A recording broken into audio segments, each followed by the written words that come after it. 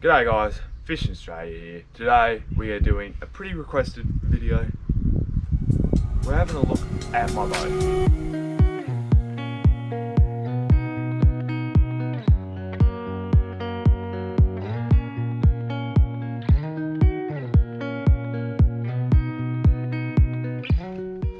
So pretty much about a year and a half ago, I got caught out because I used to own fishing kayaks. Me and Mum got caught out on a bad weather trip up at Arthur's Lake, and once we got back, convinced Mum that we're getting a boat. So pretty much about a year and 7 months ago probably, we ordered this. Well, didn't order it, brought it second hand. We got it for $700 instead of the $1,000, with a trailer, unregistered. Yay. Drove it back to Launceston, unregistered, and then obviously registered it, but it's registered, trust me. And yeah, here it is. So anyway, we're gonna go over it, everything about my boat, and what I hate, what I like, and hopefully you get things off it that you can do to your own boat, or you know not to do.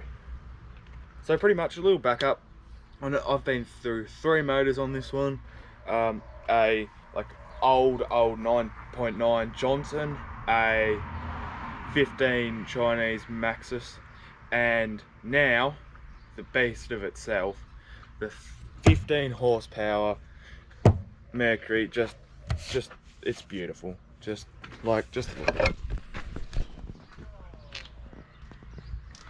So yeah, that's that. But anyway, time to go over the boat. Righto guys, well the back's probably the most important bit, so we'll probably go through that first. First of all, cover. I use Ocean South Australia cover. They're about $80. I got mine from CJ Marine, and I've never looked back. It just keeps water out of it perfectly. Water sits on top of it, doesn't leak through. I'm so happy with that cover. But anyway, we'll get into it. So obviously, as you guys would have heard me earlier, 15 horsepower Mercury outboard motor, 2020 EFI 4-stroke from CJ Marine, and it is just a powerhouse. So this is rigged up like if I was about to leave, so I've got a little bar there to keep the suspension on it, because obviously, as you guys can see, I've had a bit of back troubles with the boat since it is such a heavy motor. So I've got that welded up, thanks to Ben for legit saving my boat like multiple times. Then we come back, Yeti bucket from AllGoods Launceston. Gotta have a Yeti bucket to keep your fish and drinks, everything cool, and it's just perfect. Fuel, brag mat, hardly ever gets used though since I don't catch fish. Down there is a tackle box that's just got my filleting knives in it. Fire extinguisher, gotta have one, so I got one. Then I got another Ocean South little seat thing. I went with this instead of another seat because they do sort of turn kind of wide, and like you can lift it up obviously, but I'd rather just have a flat seat that's actually comfortable, and like those like chairs thing, and those chairs like they fall off all the time. Well, mine fell off all the time, so I went to one of them. Righto, now over here we've got the newest addition to the green machine. We've got the box, and that box has a bit of like elastic on it, like elastic that you'd find off the truck covers, and pretty much that's where I store my tackle boxes. So I will put my tackle boxes up there, and I'll put that over the top of them, and then they won't fall out driving there, and they won't fall out while going. But it's so easy just to unclip this, pull out whatever tackle box you need, and check it back instead of having it stored underneath. But I'll get to that later on. And the other newest addition is the Garmin sounder. So pretty much I run 2 sounders on this boat. I've got a Garmin sounder on the back there, which I've rigged up with 3 cutting boards siliconed onto the back, but it does not come off. And yeah, so I've got that rigged up there, and then that runs up in to the back here. I'm not exactly sure of the model, I'll put it here. But yeah, it's only one of the cheaper models. I just went with this one so then I can like map and all that, and like do that thing where you map the floor while you're driving, which the clearance model for the same price point wouldn't. But you'll have a laugh when we get further up the boat. Anyway, so obviously, as you can see, I've put in a bottom floor here and carpeted it, and I've made a casting deck. The casting deck comes with a hatch here, which is my main hatch, and a hatch here, which is the front battery hatch. But anyway, we'll get up to that further. Well, I just got a basic container with all your necessities: sunscreen, bung, you know, it's usually good to put one of them in your boat, band-aids, duct tape, because if you can't fix that, then you're not getting home, screwdriver, spare bung, and yeah, just everything that you'll ever need on a boating trip, especially the bung. It's not good when you put your boat in without it. This is what I like to call the tackle shop. So whenever you go out with someone and they leave your lures in that compartment, it sort of slowly becomes mine if they forget about it. No, I'm just kidding. But yeah, I just chuck like my leftover lures and stuff like that, especially if I'm going saltwater fishing, so then I can just physically like pick them out, chuck them into water, and then give them a wash, and then it's all good. Oh, net, another thing that hardly gets used, don't catch fish at all. And now we'll come over to the other side of the boat.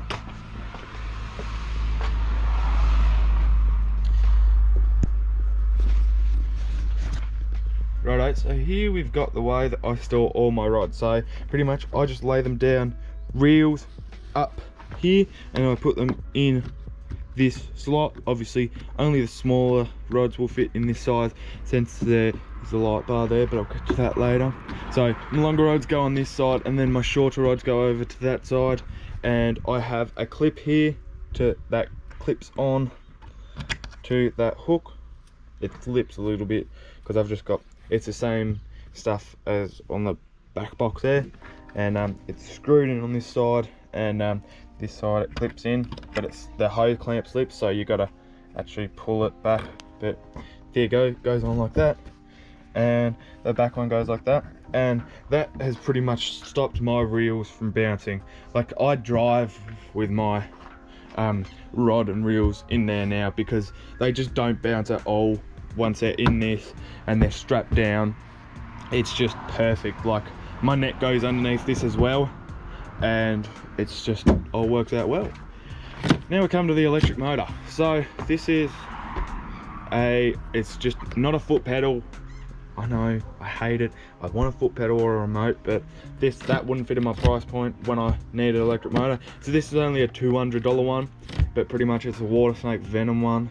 44 pounds thrust, so a huge amount of thrust for my boat, because I think a 10-foot boat is only recommended for like 20 to like 30 pounds thrust, but I got 40 just in case, because it's nice to have that, especially use that as an auxiliary. So if somehow I kill that, somehow, really don't want to, but if somehow I do, I got that bad boy. Righto, we'll take a dive under the hatches.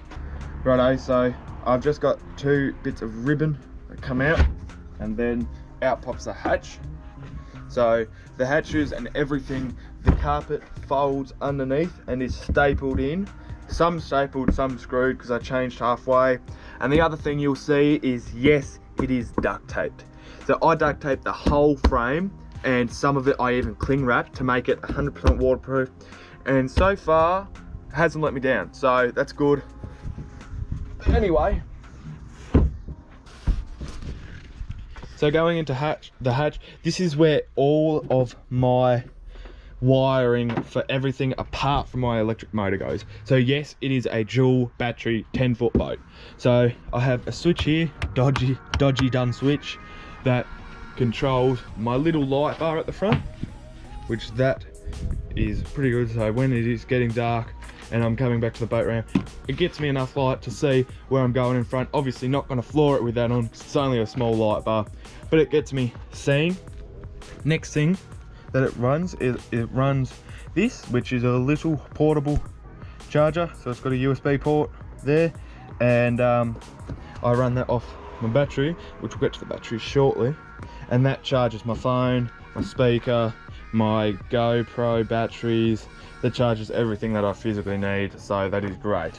And last of all but not least, it charges my Lowrance sounder.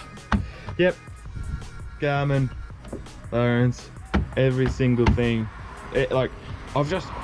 You've got one side and one side, and I've just split in the middle and gone with both. Yeah, so I went this one because this one was better than the Garmin option for the price point. So I got a cover there, and it comes off. So it is hook reveal, 5-inch screen, and yeah, so pretty much I run this sounder off my electric motor, so it gives me that little bit more of a vantage point, so I can see in front. I can tell water temperature where a little bit closer to where I'm casting to, and yeah, so I can run down scan and all that off that. So yeah, no problems with that so far. One thing I would like to do, I would like to upgrade this one into a triple scan. Is it?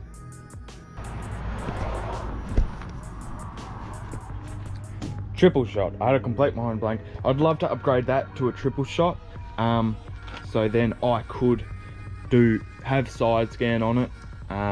But yeah, so pretty much how I've got that rigged up, as I've just got a zip tie running around it there into the thing, and I've got a little bit of like the plastic that you'd put on it, and I bent the bracket, and then it all goes on there sweetly. And I just had to zip tie the cables, one at the bottom, one at the top, so the slot clamp can still slide up and down, and it runs perfectly. And last of all, the very fun thing, the most important thing for the reason you watch the video, got an anchor. It just sits there, never gets used. And so one of the most important things that I've found for my boat is the battery. It doesn't happen in the front because like you'll see, but it sits there and it's got nowhere to slide back. But I had a problem with my battery where it was sliding back, and obviously that was ripping my cord. So pretty much what I've done is I've got two big screw-in eyes, and there's one up there and one of these cords, and I'll put that around my battery, and that keeps my battery in place. So then that obviously it doesn't rip my cords, and then it's nice to have it secured, so when I'm bouncing around in waves or on the way there, it doesn't actually fall out and break anything.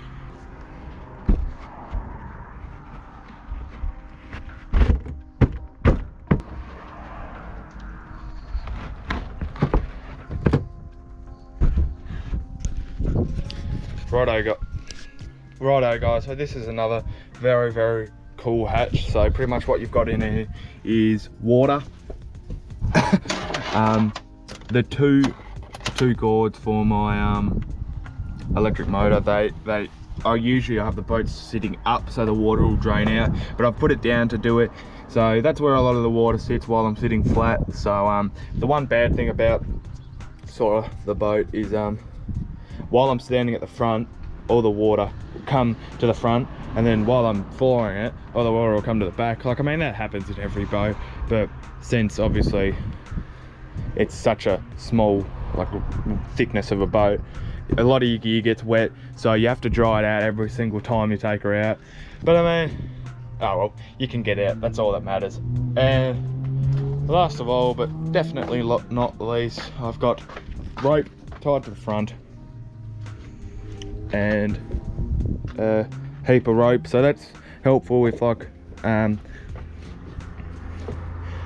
just tying off to something, tying off to a tree, because sometimes when it gets rough, since obviously I don't have a power pole or anything on the boat, sometimes when it gets rough I will just tie up to a tree or tie up to a dock and then fish off that, and then you can get off to obviously you'll be moving around a bit, but you can still fish without getting blown away.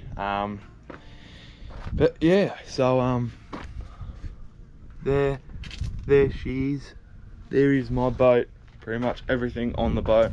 Obviously could go over the trailer, but the trailer's just the trailer. So yeah, I hope you guys enjoyed this video. Oh no, we're not done.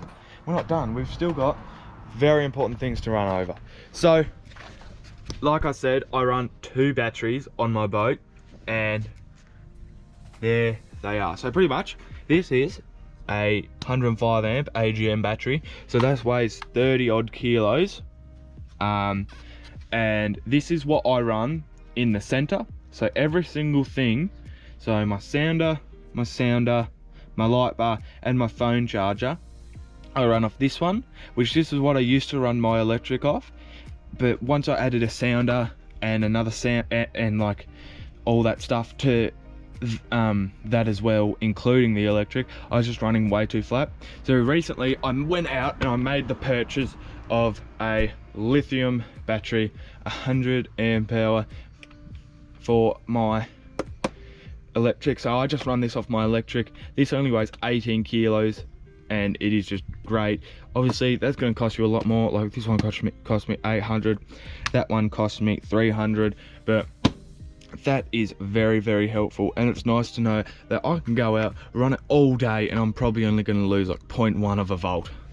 But anyway guys, now we're done. I hope you guys enjoyed this quick run over of a video. Like obviously I left out a couple of boring things, like I mean obviously got rod holders, but I mean yeah. So hope you guys enjoyed this video. Make sure to like, share and subscribe, and I will see you guys in the next one. Ooh.